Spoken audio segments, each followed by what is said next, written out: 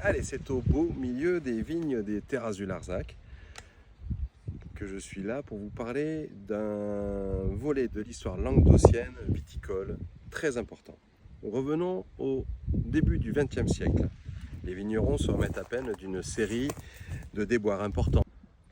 Entre l'oïdium, ce champignon venu des îles britanniques qui vide les raisins et s'attaque aux feuilles, puis le phylloxéra qui arrive des Amériques et qui ronge la vigne par la racine. Il a fallu réapprendre à travailler avec la bouillie bordelaise, le traitement au soufre, et les vignerons ont dû tout reconstruire. Début 1900, la vigne redonne beaucoup de raisins en Languedoc. Et après une embellie et des fortunes rapides, les cours s'effondrent. La misère s'installe dans le Languedoc. Les factures impayées sont légion, les Languedociens ont faim. Pire que tout, du vin frelaté inonde le marché. Il est fait à base de sucre, d'acide, de colorant et de raisins secs achetés à prix bas en Afrique du Nord. Alors, au début de l'année 1907, un groupe de vignerons en colère se crée à Argelier, dans le Minervois, non loin de Narbonne, les 87 d'Argelier. Ce comité de défense viticole commence à faire parler de lui. Des réunions publiques sont organisées chaque dimanche dans un village différent. La première réunira 300 personnes à Salais-le-Dode. Ensuite, un mois plus tard, à Lézignan, ils sont 20 000.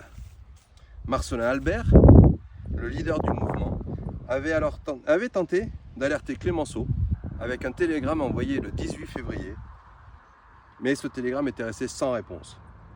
Ce télégramme disait « Midi se meurt ».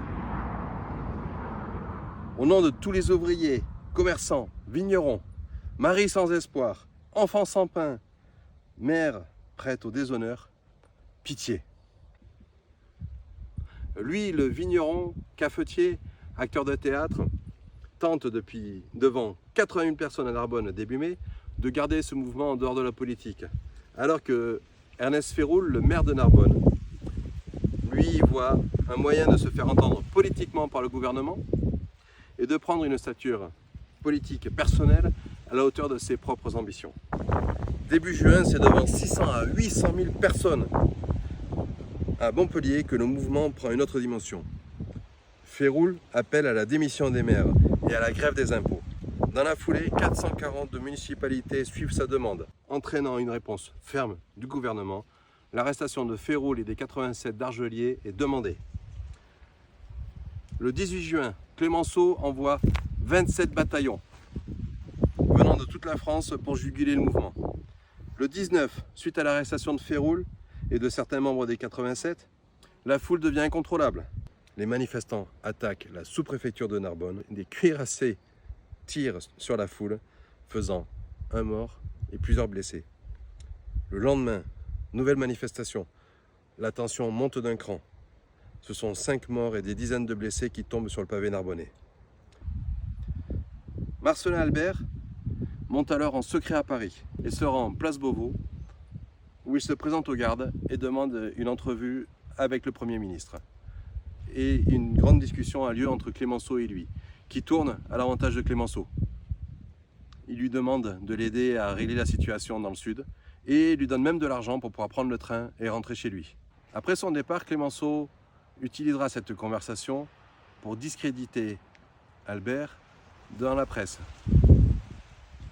Albert rentrera dans le sud où il se laissera arrêter. Début août, tous les prisonniers sont libérés. Féroul est accueilli en héros par les vignerons. Par contre, Albert est considéré comme un traître et il est obligé de se cacher pour ne pas être lynché par la foule. En septembre, le mouvement s'estompe avec les vendanges, mais aussi avec de nouvelles élections municipales. Également le 3 septembre 1907, un règlement d'administration publique définit le vin comme un produit de la fermentation exclusive de raisins frais ou du jus de raisin frais, permettant ainsi d'exclure le vin frelaté ou artificiel des étals. Au final, en quelques mois, le Languedoc est passé des ténèbres de la misère aux lumières des actualités, permettant de faire prendre conscience que le mal était profond dans les vignobles. Cette guerre du vin, cette désobéissance civique méridionale qui s'est soldée hélas par des morts, a été un événement marquant de la viticulture française, un épisode à connaître.